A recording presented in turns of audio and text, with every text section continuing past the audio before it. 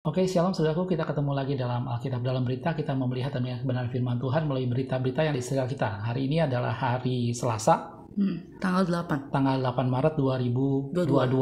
Oke, beritanya kita ambil dari CBN News seperti kemarin.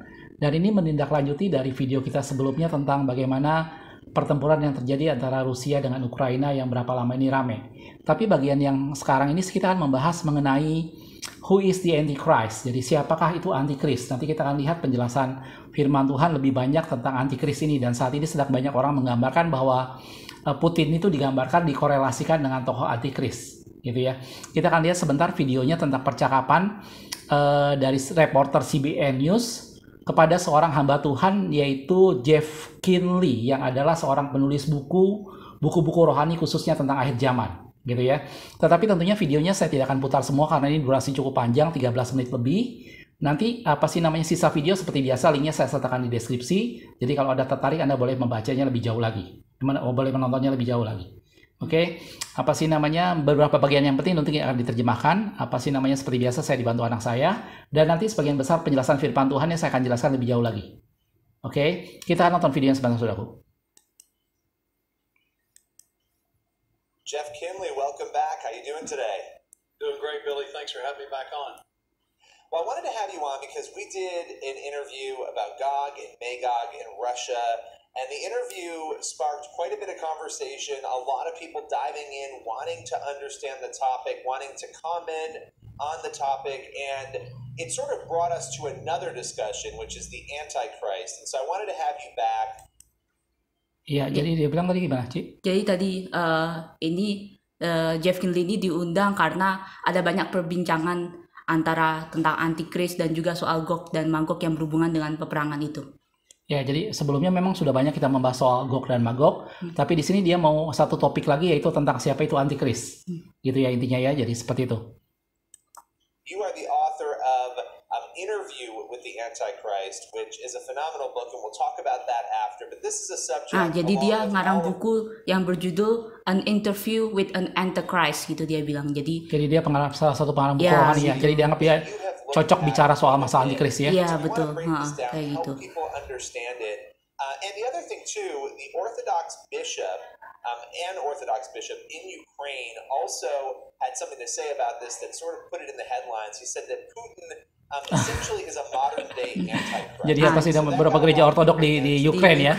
Bilang kalau Putin itu ada gambaran Antichrist modern gitu. Antichrist yang modern, gitu ya. Nanti kita akan lihat penjelasan ini. Ini gambarnya agak sedikit buram ya. Let's start there.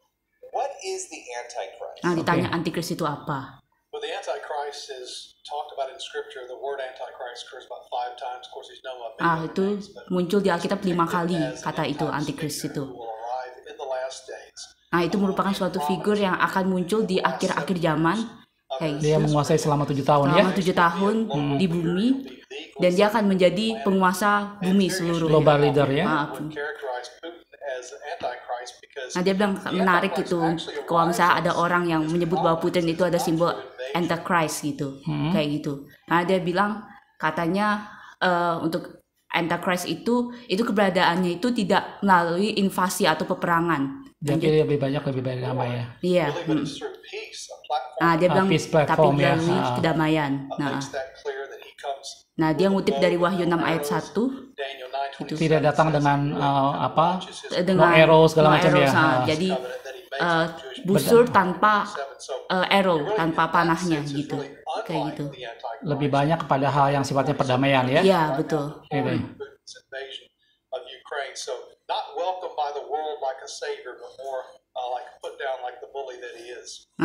Putin itu digambarkan malah bukan seperti kayak orang pembawa kedamaian, tapi malah seperti kayak pembuli gitu. Ya, padahal gitu. Antichrist di dalam Alkitab digambarkan sebagai seorang yang membawa perdamaian, menyatukan semua global leader gitu ya. Iya, betul. Dan membuat mereka ada dalam kepemimpinan yang satu. Gitu ya. Let's just dig into that a little bit more. You know, you've got the majority of the world united, which never happens. It feels like you've got only 5 nations that are, including Russia, siding with Russia right now. Everybody else is looking at this and they're pretty horrified. Dia menekankan lagi tentang itu ya. Iya, jadi dia bilang Jadinya kalau misalnya semua negara bersatu, jadi itu bisa dikatakan bahwa di bumi ini cuma ada 5 negara kayak gitu jadinya. Seperti itu. Jadi negara-negara yang besar gitu. And so when people say, because obviously Nah, mereka when it comes to ketakutan Gog katanya, and Magog, they the horrified gitu. belief that many have that Magog, Russia would be the place where the Antichrist would come from.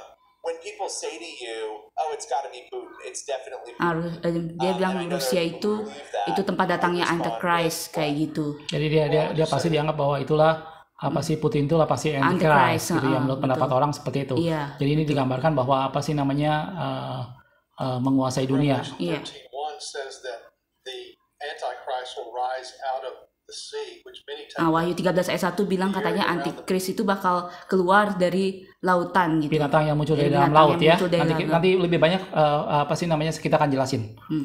Mediterranean Sea or the old Roman Empire.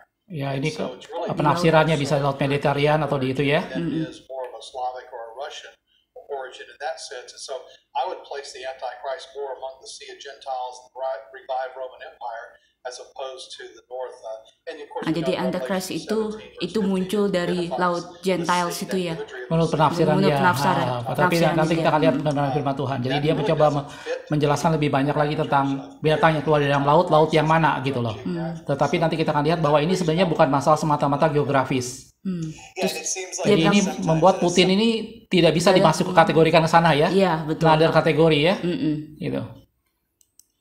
That it would be because Magog is an invading, country coming into Israel from what we see in Ezekiel, that for some Nah, reason ada asumsi yang the datang Antichrist dari would have to be, Ya, Russian. kita bahas waktu kemarin bahwa Magog dan Magog gitu ya di Ezekiel ya. But it is really interesting to sort of break that down because the peace part of it seems to be the most compelling part. This is right now you're not going to see Putin, be at least at this moment the worldwide, peacekeeper or peacemaker.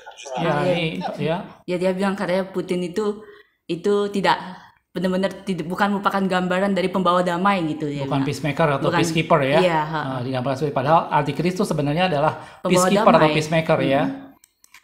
And another reason for that is because those forces in Ezekiel 38, including Magog and Russia, are going to be annihilated by the power of God. Itu pertempuran Magog yang kemudian nanti dimenangkan, dihancurkan oleh Tuhan sendiri. That is just another reason why it doesn't really fit with the Antichrist character. All right, so other places, particularly 1 John and 2 John, the word Antichrist is used. Nah, di 1 Yohanes sama 2 Yohanes ya, Antikris itu digunakan katanya.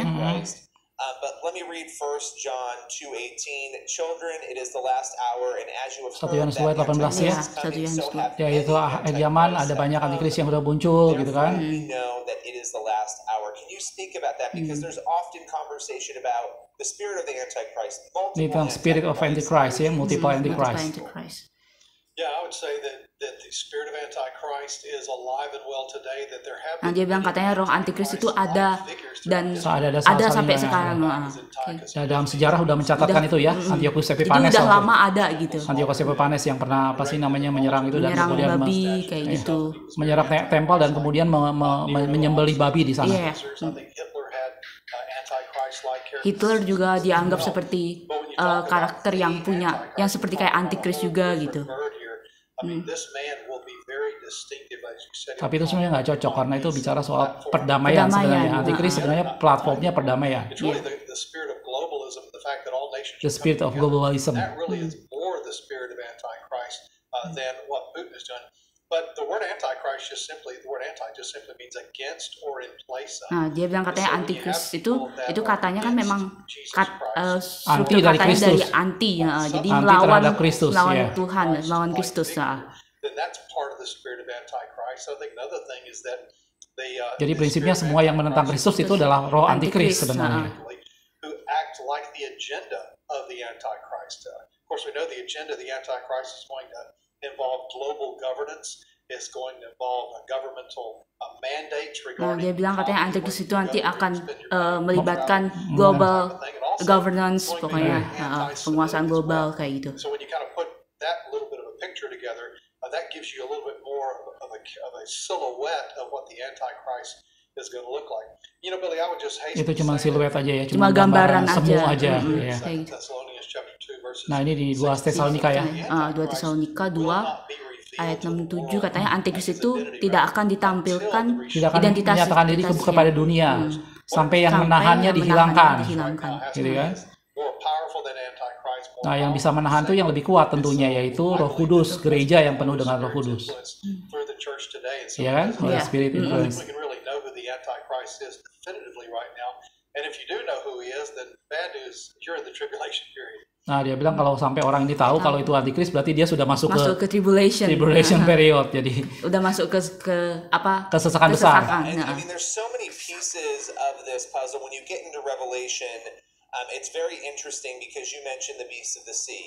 Then you have the beast. Nah, di Wahyu itu then the beast disebutkan of the apa? sea. Binatang yang keluar That's dari what we're laut talking gitu. about here, Dari right? dalam That laut, would be Dari the dalam. Antichrist. Itu ada gambaran tentang antikris. Revelation 13:1 identifies him Wahyu as the 13 ayat beast of the sea who 1. goes on to lead this 10-nation coalition that effectively rules the world in the last days. Ya, itu Nah, itu apa sih namanya? koalisi Digambarkan 10 negara ya, ya. digambarkan seperti 10 negara. And I want to talk about that a little bit because I think there's a lot of Christians don't realize, you kind of read through it, and Revelation can be a very difficult book to read, and they sort of Memang agak sulit baca di kitab Wahyu. Dia bilang ada orang Kristen yang tidak menyadari bahwa ada binatang yang lain. about the beast coming out of the earth.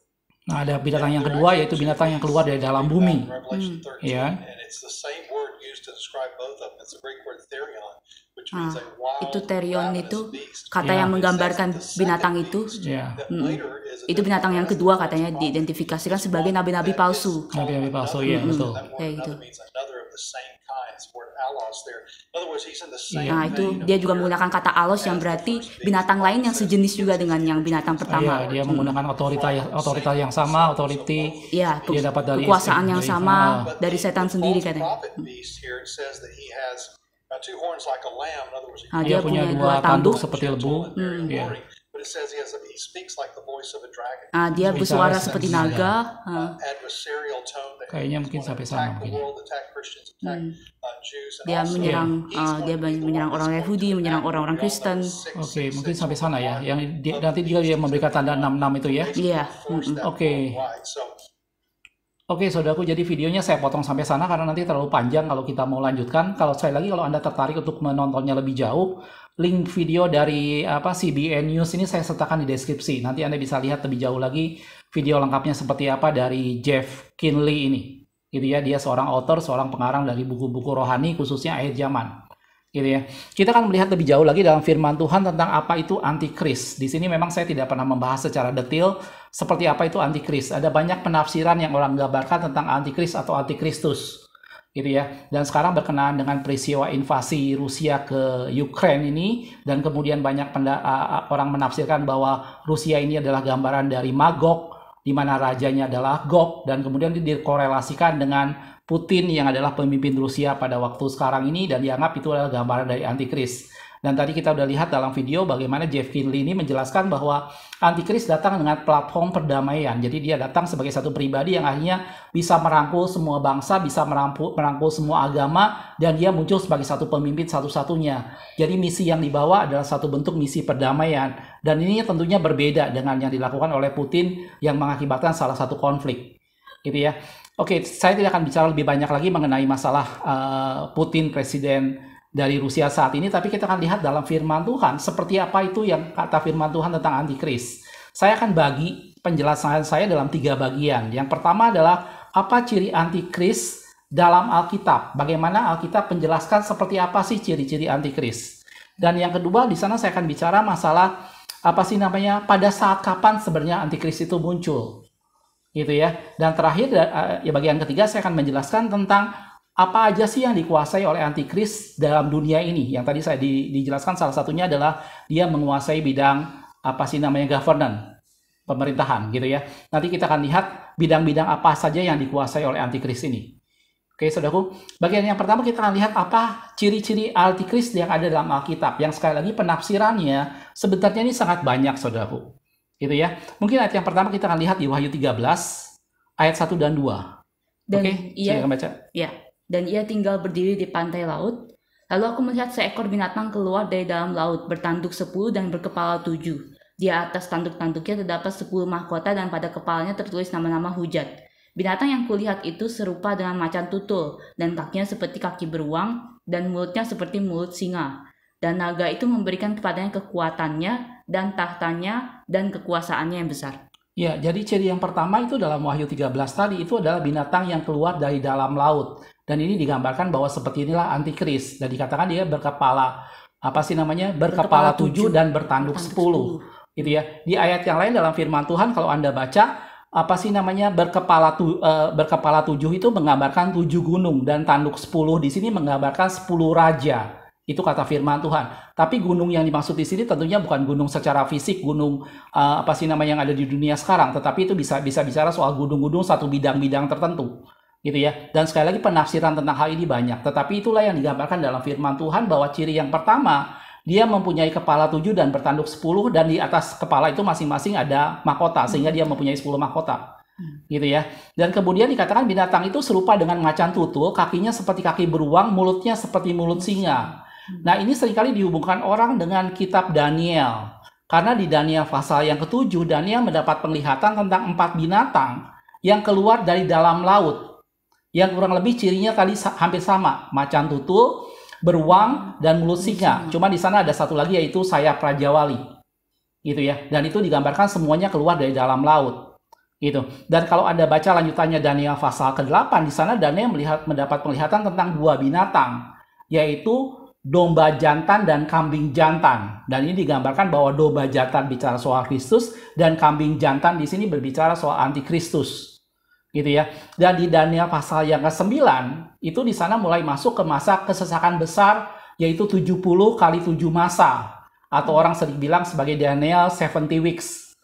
Gitu ya. Dan disinilah antikris menyatakan dirinya, yaitu dibilang tadi tribulation, masa kesesakan besar. Gitu ya. Saya tidak bisa jelaskan lebih banyak, saudara, karena ini menjadi satu penjelasan yang sangat panjang apabila kita bicara akhir zaman. Tetapi ciri yang pertama dalam kitab tadi tentang antikris ini adalah dia berkepala 7 dan bertanduk 10. Gitu ya. Dan sekali lagi ini semua adalah sesuatu hal yang masih misterius, yang ada dan saya tidak pernah tahu.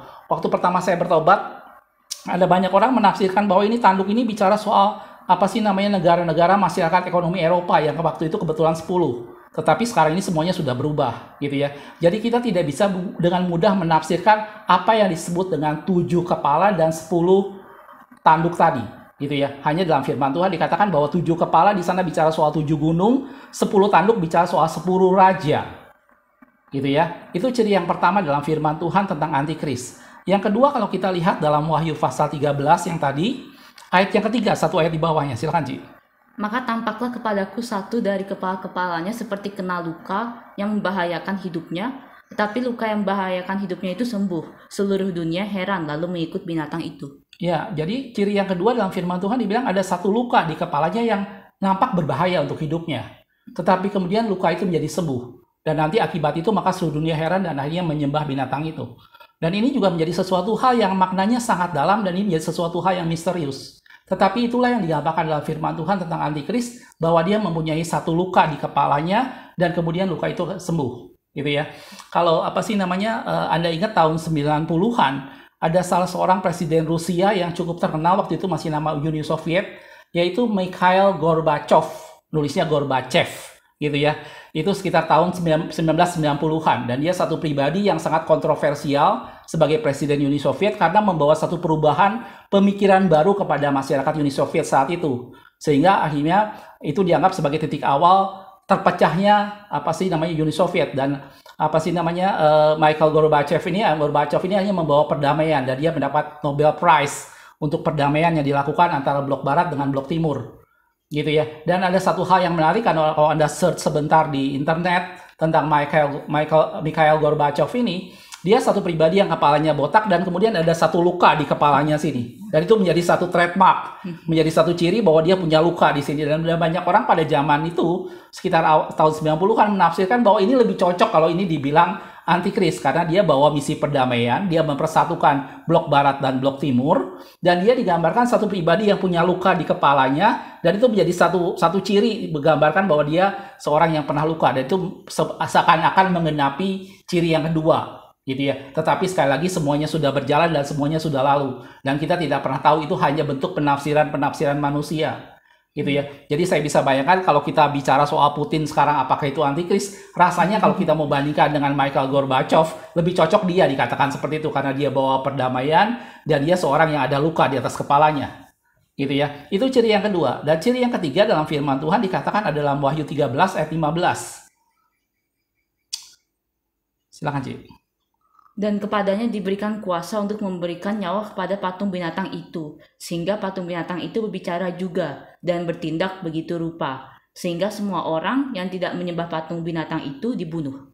Nah, ini sebenarnya bicara soal binatang kedua, yaitu yang keluar dari dalam bumi, yang digambarkan dia mempunyai 2 tanduk seperti tanduk lembu, dan itu adalah nabi palsu, gitu ya. Dan dia membuat patung dari binatang yang dari dalam laut, yaitu patung antikris tadi. Dan kemudian dikatakan dalam firman Tuhan di sana bahwa diberikan kuasa untuk memberikan nyawa kepada patung binatang itu. Jadi ciri antikris yang ketiga adalah dia punya patung yang kemudian bisa berbicara. Dia punya patung yang kemudian bisa bertindak seperti demikian rupa. Patungnya hidup ya. Patungnya hidup. Dan sekali lagi ini semua bukan sesuatu hal yang secara lahiriah nampak di depan mata. Ini semua hanya ciri-ciri dalam Alkitab. Gitu ya. Saya tidak akan memberikan penafsiran apa-apa, tetapi saya ingin Anda dan saya mengerti bahwa inilah ciri-ciri yang tertulis dalam Alkitab. Penafsirannya seperti apa kita semua tidak tahu, saudaraku. Ini semua masih misteri.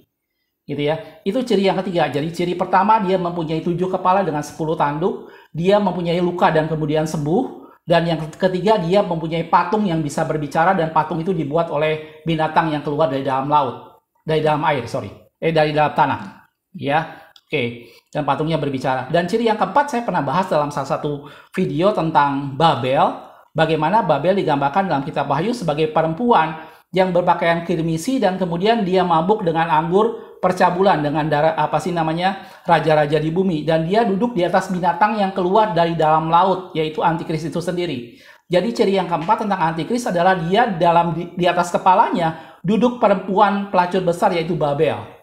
Gitu ya. Itu ada dalam Wahyu 17 ayat yang ke-12.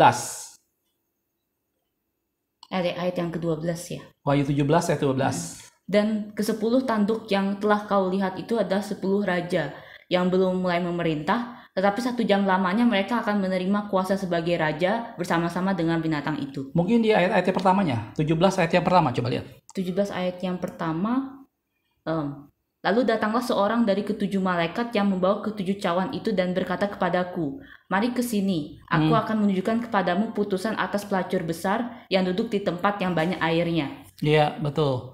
Oke, langsung loncat ke ayat yang ketiga. Dalam roh aku dibawanya ke padang gurun, dan aku melihat seorang perempuan duduk di atas seekor binatang yang merah ungu, yang penuh tertulis dengan nama-nama hujat. Binatang itu mempunyai 7 kepala dan 10 tanduk. Iya, jadi itu digambarkan bahwa perempuan itu duduk di atas binatang yang mempunyai 7 kepala dan 10 tanduk. Itulah antikris atau binatang yang keluar dari dalam air. Jelas aku. Jadi itu 4 ciri utama dalam firman Tuhan tentang seperti itulah antikris. Jadi kalau kita bicara who is the antichrist, maka di sini antikris digambarkan sebagai 4 ciri. Dia mempunyai 7 kepala dengan 10 tanduk. Dia mempunyai kepala yang luka dan kemudian sembuh. Kemudian dia dikatakan di sana adalah dia mempunyai patung yang kemudian bisa berbicara, dan dia perempuan sudah Babel itu duduk di atasnya.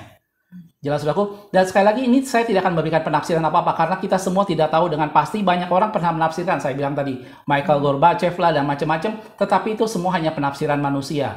Dan ini semua masih menjadi misteri. Termasuk juga pada saat sekarang di mana orang menafsirkan bahwa antikris adalah Putin, tetapi tentunya tidak seperti itu, saudaraku.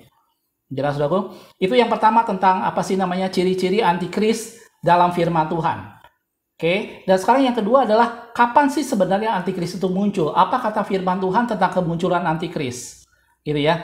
Yang pertama digambarkan bahwa antikris adalah satu pribadi yang kemudian akan duduk di bait Allah dan menyatakan diri sebagai Allah.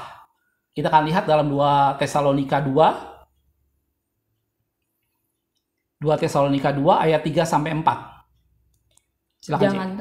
Janganlah kamu memberi dirimu disesatkan orang dengan cara yang bagaimanapun juga. Sebab sebelum hari itu haruslah datang dahulu murtad dan haruslah dinyatakan dahulu manusia durhaka yang harus binasa, yaitu lawan yang meninggikan diri di atas segala yang disebut atau yang disembah sebagai Allah. Bahkan ia duduk di bait Allah dan mau menyatakan diri sebagai Allah. Jadi kapan kemunculan antikris itu dalam satu kondisi di mana dia akan duduk di bait Allah dan menyatakan diri sebagai Allah. Dan kita tahu saudaraku bahwa saat ini bait Allah yang kedua yang dibangun oleh Zerubabel dan kemudian disempurnakan oleh Herodes dan tahun 70 Masehi dihancurkan oleh Jenderal Titus dari Roma, sampai sekarang belum ada bait Allah yang ketiga. Gitu ya. Walaupun sempat ada beberapa perbincangan bahwa orang-orang Yahudi mulai merencanakan untuk membangun bait Allah yang ketiga.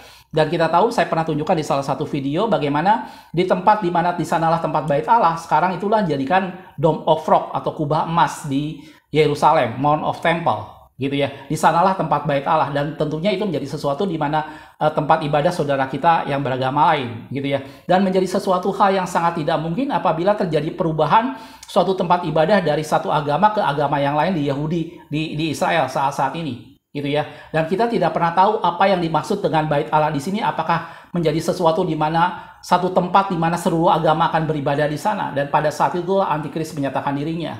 Jadi, kapan kemunculan Antikris? Pada saat ada satu tempat ibadah di mana di sana dia bertindak sebagai Allah, dan dia akan menyatakan dirinya sebagai Allah, dan itu harus ada pada sebuah tempat yang disebut dengan bait Allah. Gitu ya. Pada saat itulah Antikris menyatakan dirinya. Gitu ya. Dan hal yang kedua, pada saat kapan Antikris mulai menyatakan dirinya, tadi udah disinggung oleh hamba Tuhan dari video yang kita nonton, itu adalah sekarang ini belum menyatakan diri karena masih ada sesuatu yang menahannya. Dalam 2 Tesalonika 2 ayat 7 sampai 8. Karena secara rahasia kedurhakaan telah mulai bekerja, tetapi sekarang masih ada yang menahan. Kalau yang menahannya itu telah disingkirkan, pada waktu itulah si pendurhaka baru akan menyatakan dirinya. Tetapi Tuhan Yesus akan membunuhnya dengan nafas mulutnya dan akan memusnahkannya kalau ia datang kembali. Ya, dia bilang rahasia kedurhakaan itu telah bekerja, tetapi sekarang masih ada yang menahannya.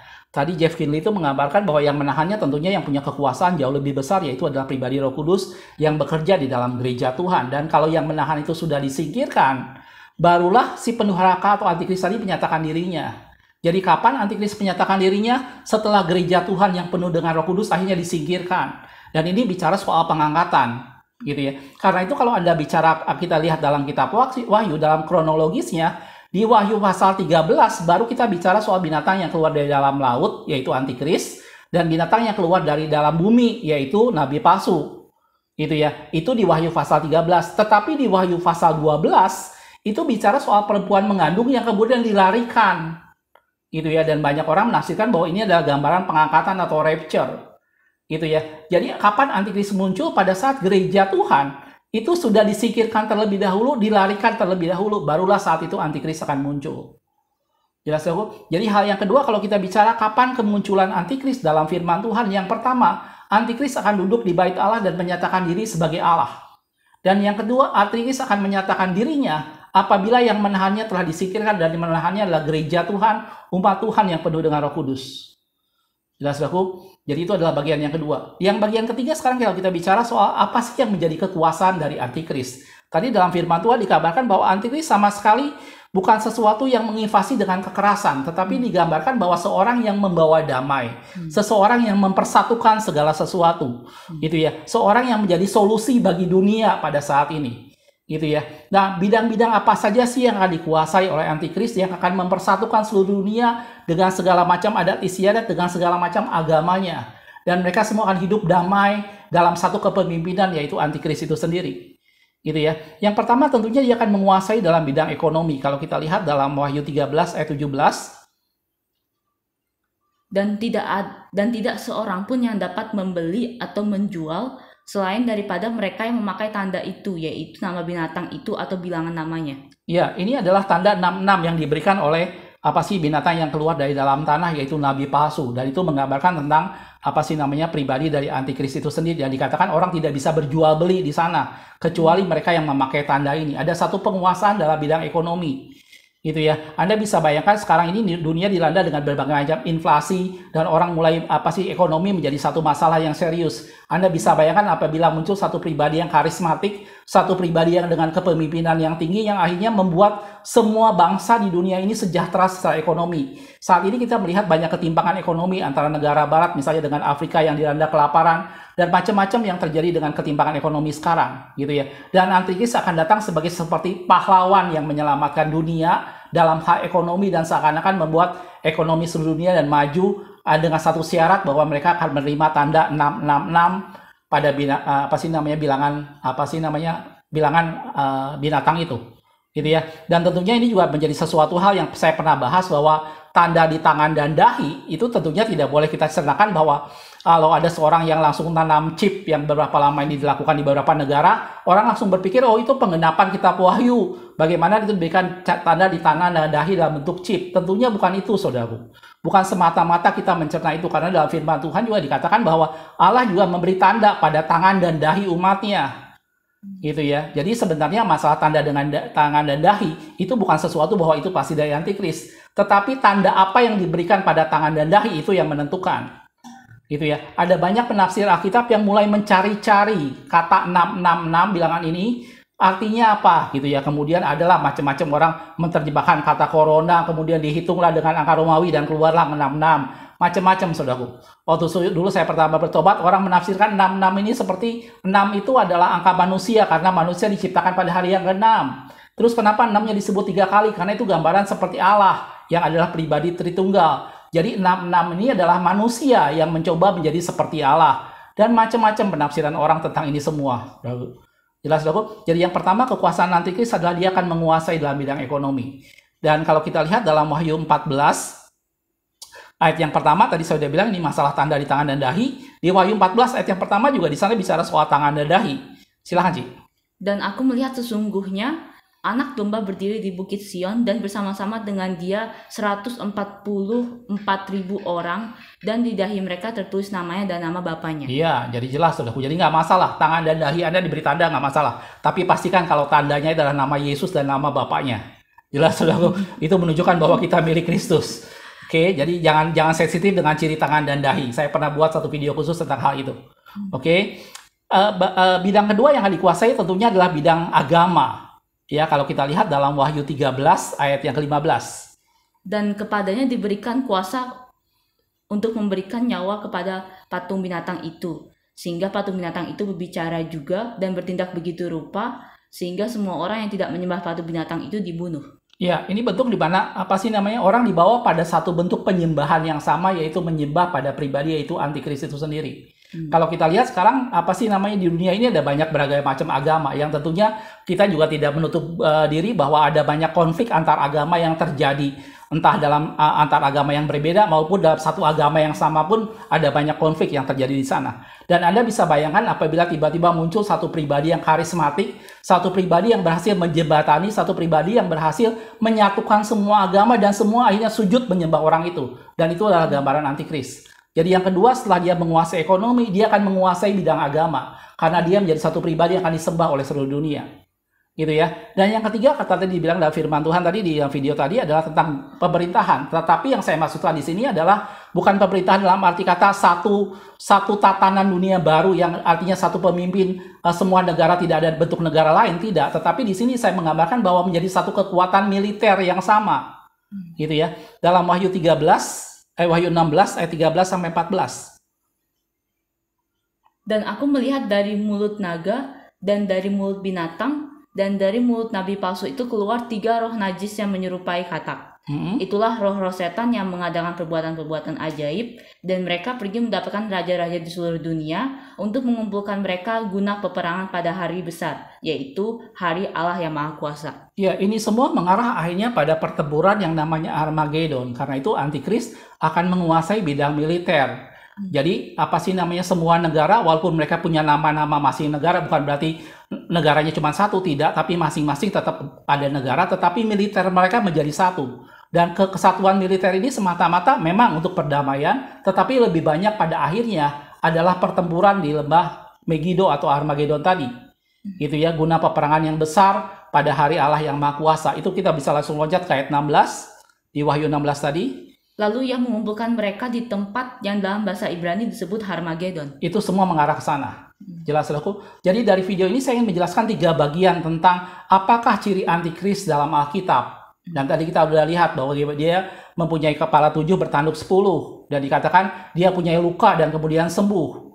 Dan dia menjadi satu pribadi yang punya patung yang kemudian bisa berbicara. Dan yang keempat cirinya adalah di atasnya duduk perempuan Babel. Gitu ya. Dan kemunculannya pada saat kapan? Kemunculannya adalah pada saat ada bait Allah dan dia akan duduk di sana dan menyatakan diri sebagai Allah. gitu ya. Dan yang kedua, apabila yang menahannya tidak ada, yang menahannya yaitu Roh Kudus yang ada dalam gereja Tuhan dan itu sudah disingkirkan. Dan pada saat itulah Antikris menyatakan dirinya. Apabila Antikris menyatakan dirinya, maka dia bukan satu pribadi yang membawa peperangan, tetapi justru satu pribadi yang membawa perdamaian. Dia menyatukan dalam bidang ekonomi sehingga sebuah negara makmur. Gitu ya, tidak ada ketimpangan secara ekonomi, tidak ada kelaparan, semua negara makmur. Dia menjadi satu pribadi yang memberikan solusi ekonomi buat semua negara. Dan dia menjadi satu pribadi yang tempat semua orang menyembah. Tidak ada lagi konflik antar agama, tetapi yang terjadi di sana adalah semua orang menyembah pada satu pribadi yaitu Antikris. Dan pada akhirnya dia akan menyatukan sebuah negara dalam satu kesatuan militer untuk dibawa pada satu pertempuran yaitu Armageddon tadi.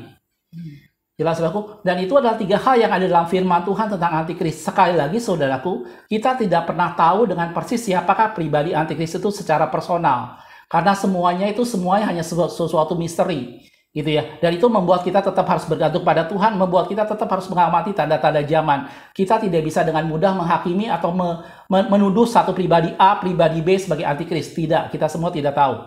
Gitu ya. Tetapi mari Anda dan saya berjaga-jaga dan mari kita amati tanda-tanda zaman. Gitu ya. Dan kalau kita perhatikan dalam firman Tuhan ada sesuatu hal yang saya cukup menggelitik saya tentang bagaimana orang belakangan ini menyatukan peristiwa Rusia dengan Ukraina ini menjadi sesuatu bahwa Putin digambarkan sebagai Antikris dan kemudian Rusia digambarkan seperti Magog. Padahal kalau kita lihat di video sebelumnya saya pernah membahas bahwa memang Gog yang menguasai Tubal dan Mesek itu adalah wilayah Rusia sekarang. Gitu. Tetapi Anda jangan lupa bahwa Gog dan Magog pertempuran itu terjadi setelah kerajaan 1000 tahun damai. Gitu ya. Tetapi Antikris sendiri itu pada peristiwa Armageddon dalam firman Tuhan dikatakan bahwa Antikris dan binatang yang keluar dari dalam tanah, yaitu nabi palsu, sudah dibuang ke dalam lautan api dan belerang. Gitu ya. Kita akan lihat ayatnya di dalam Wahyu 19 ayat 20. Silakan, Ci. Wahyu 19 ayat 20. Maka tertangkaplah binatang itu dan bersama-sama dengan dia nabi palsu yang telah mengadakan tanda-tanda di depan matanya, dan dengan demikian ia menyesatkan mereka yang telah menerima tanda dari binatang itu dan yang telah menyembah patungnya. Keduanya dilemparkan hidup-hidup ke dalam lautan api yang menyala-nyala oleh belerang. Jelas saudaraku, jadi setelah Armageddon, kemudian binatang yang keluar dari dalam air yaitu Antikris dan kemudian nabi palsu, binatang yang keluar dari dalam tanah, itu sama-sama ditangkap dan dibuang ke dalam lautan api yang belerang. Lain ceritanya dengan si ular tua atau iblis tadi yang diikat dalam lubang yang tak terhingga dalamnya. Nanti setelah kerajaan 1000 tahun dia akan dilepas. Dan pada saat itulah terjadi pertempuran Gog dan Magog. Jadi kalau dalam pengamatan saya tidak mungkin ke satu kondisi di mana Gog dan Magog itu bersamaan dengan Antikris. Karena Antikris itu berakhir pada masa Armageddon. Pada masa Armageddon Antikris akan dibuang ke dalam lautan api dan belerang. Gitu ya. Jadi kalau kita bicara sekarang orang menghubungkan Magog ini adalah Rusia, kemudian Putin itu adalah Antikris, saya melihat ini menjadi sesuatu hal yang cukup memaksakannya, cukup mencocok-cocokkan gitu ya. Ya, dan kita tidak dengan sembarangan menafsirkan hal seperti itu. Gitu ya. Mudah-mudahan ini semua menjadi pencerahan buat Anda semua kata firman Tuhan tentang who is the Antichrist. Gitu ya. Supaya Anda dan saya mengerti bahwa itulah tokoh pribadi Antikris. Gitu ya. Dan kalau kita perhatikan dalam suratan Yohanes, kita akan lihat sebentar dalam 1 Yohanes 2. 1 Yohanes 2 ayat 18 sampai 19. Anak-anakku, waktu ini adalah waktu yang terakhir. Dan seperti yang telah kamu dengar, seorang antikristus akan datang. Oke, dikatakan waktu yang terakhir. Dia bilang seorang antikristus akan datang. Betul. Antikristus adalah bicara soal pribadi satu individu tertentu. Yang tadi saya bilang dengan sangat karismatik dia akan menguasai dunia, dengan sangat karismatik dia akan memulihkan ekonomi seluruh dunia, dengan sangat karismatik dia membuat seluruh dunia menyembah dia, gitu ya. Itu bicara soal satu orang antikristus tertentu. Lanjutannya? Sekarang telah bangkit banyak antikristus. Ya, jadi antikristus di sana adalah juga berbicara soal spirit of Antichrist. Yang tadi dalam video tadi digambarkan beberapa tokoh dalam sejarah Antiochus Epiphanes yang pernah melakukan sesuatu di mana menyerang bait Allah. Anda bisa lihat dalam sejarah, dan kemudian dia menyembelih babi dan mempersembahkannya di korban. Itu menjadi satu penghinaan besar-besaran pada bait Allah. Gitu ya. Dan banyak tokoh-tokoh yang digambarkan dia punya spirit of Antichrist. Gitu ya. Dan dikatakan telah bangkit banyak antikristus. Lanjutkan, Ci. Itulah tandanya bahwa waktu ini benar-benar adalah waktu yang terakhir. Ayat 19 lanjutannya. Memang mereka berasal dari antara kita, tetapi mereka tidak sungguh-sungguh termasuk pada kita. Sebab Jika mereka sungguh-sungguh termasuk pada kita, niscaya mereka tetap bersama-sama dengan kita. Tetapi hal itu terjadi supaya menjadi nyata bahwa tidak semua mereka sungguh-sungguh termasuk pada kita. Ya, jadi di sini Antikris bicara soal sesuatu pribadi yang akan muncul di akhir zaman, tapi Antikris juga bicara soal sesuatu spirit, suatu pemikiran, suatu sistem yang menentang tentang Kristus. Tadi hamba Tuhan tadi bilang Antikris itu sebenarnya cuma dari kata anti dan Kristus. Gitu ya. Berarti dia sesuatu pribadi yang menentang Kristus. Apabila Kristus membawa kasih, maka dia kebalikan dari itu semua, menjadi satu pribadi yang berlawanan dengan Kristus. Gitu ya. Dan kalau saya pernah dengar juga ada seorang hamba Tuhan yang menggambarkan bahwa iblis sendiri menggambarkan dirinya seperti kata Tritunggal, seperti seakan-akan Tritunggal. Di sana ada naga besar yaitu si ular tua, dan di sana ada binatang yang keluar dari dalam air yaitu Antikris, dan di sana juga ada binatang yang keluar dari dalam tanah atau dalam bumi yaitu nabi palsu. Dan ketiganya seakan-akan menjadi satu, dan ini menjadi satu analogi, menjadi satu pembanding daripada Tritunggal yang kita punya, yaitu anak, Bapa, anak dan Roh Kudus. Gitu ya. Dan ini menjadi sesuatu hal bahwa mereka berada pada posisi yaitu adalah Antikristus tadi. Jelas aku?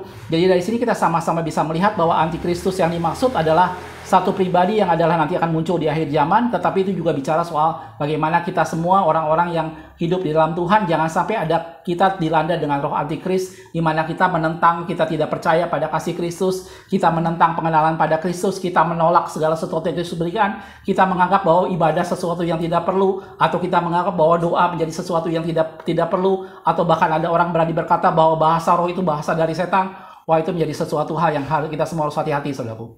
Gitu ya. Dan mari kita Anda dan saya mari berjaga-jaga. Mudah-mudahan dari penjelasan saya ini kita mendapat gambaran bahwa seperti itulah Antikris dalam firman Tuhan.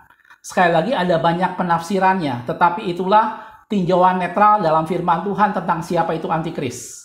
Gitu ya. Cirinya dalam firman Tuhan seperti apa, dan kapan kemunculannya, dan bidang apa yang dia kuasai.